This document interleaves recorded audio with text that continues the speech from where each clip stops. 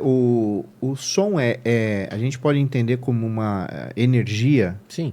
Ele é uma energia, o meu corpo também é energia, É. né? E ele altera essas vibrações, né? Da maneira que você está tocando, intencionando. E tem uma questão, aí é uma pergunta mesmo, que eu acho que muita gente deve estar pensando isso agora, o pessoal que está nos assistindo. Existe alguma coisa espiritual que envolve, ou seria a música pela música? Eis a questão, porque na minha palestra eu falo muito disso e explico exatamente isso. Porque o que acontece? A minha vertente, Wesley, da Limas, é exclusivamente científica. Tá. Só que, na maioria dos casos, da onde as pessoas vão, hoje em dia está acontecendo um movimento muito xamânico. E não tem nada de errado com isso, tudo bem. Só que eu prefiro explicar de forma científica porque estamos no ambiente corporativo e pede que seja assim, Eclético, né? Então, assim, na ciência existem várias coisas. Existe a simática. Se você coloca, por exemplo, se você coloca o som próximo desse copo de água aqui e puder filmar, ele vai modificar as partículas de forma que vai parecer uma estrela, um floco de neve ou várias outras formas. Isso se chama cimática.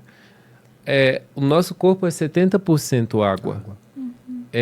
O som move as águas do nosso corpo. Então, toda vez que a gente está tocando, a gente sente como se fosse na acupuntura uma alteração na circulação do nosso corpo. Então, tem gente que passa aí mais no banheiro, tem gente que fica mais focada há muito tempo, tem gente que se sente diferente só por conta do som estar reverberando próximo a essa pessoa. Existe um estudo científico que saiu agora que pessoas que vão em shows de bandas ao vivo, que elas realmente gostam, elas vivem 5 vezes mais. Não me pergunte o que seria 5 vezes mais.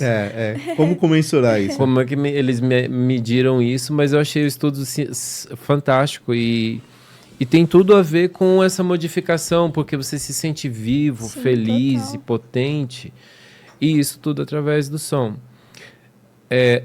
O cérebro está sempre querendo se sincronizar com o que está acontecendo fora. Então, o que está acontecendo fora, na maioria das vezes, sons, embora exista o estímulo visual. Sim.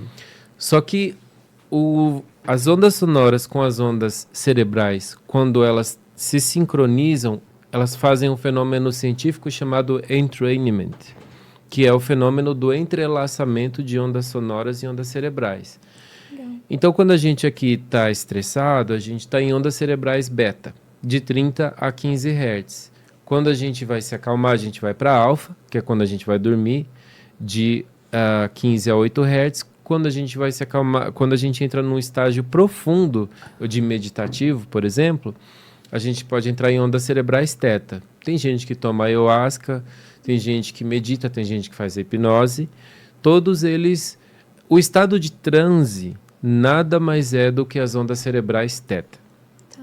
Então, o que o Sound Healing faz, a terapia do som faz? Ela coloca todas as pessoas em ondas cerebrais teta em torno de 15 a 25 minutos.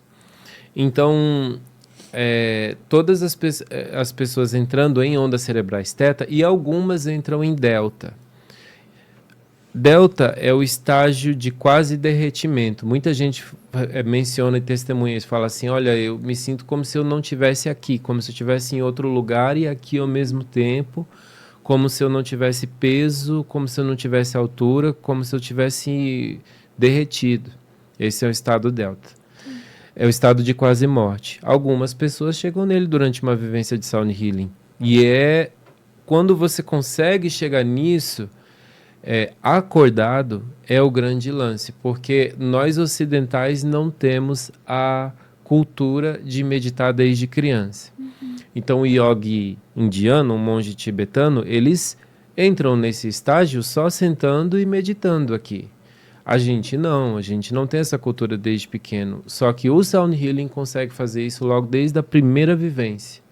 Então, com 15 ou 25 minutos, isso é uma média, né? Tem gente que pode entrar antes.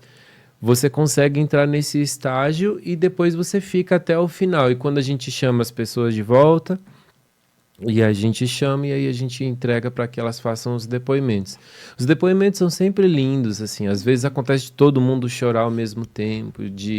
Então, na empresa, o pessoal fica com um pouco assim, né? Agora, quando a pessoa do RH tem o poder de decisão, é mais fácil. Agora, quando tem que passar para um CEO, para um pessoal de compras, para explicar, eles não conseguem explicar. E aí a coisa encrenca um pouco mais. Às vezes tem que fazer mais reuniões e tudo mais. Mas, assim, é muito robusto a quantidade de estudos científicos já publicados sobre esse assunto. Então, o som, ele era usado antigamente para levar as pessoas em rituais religiosos pelo estado de transe.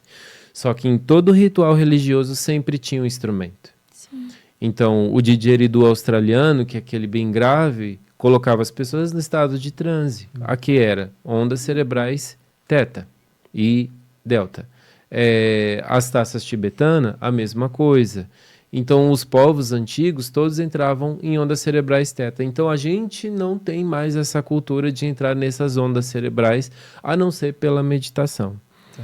E o Sound Healing tem um poder muito imediato fazendo isso através do som. Claro, a meditação é válida, eu mesmo medito todo dia, só que o Sound Healing consegue pegar até mesmo as pessoas que não têm essa disciplina de meditar todo dia.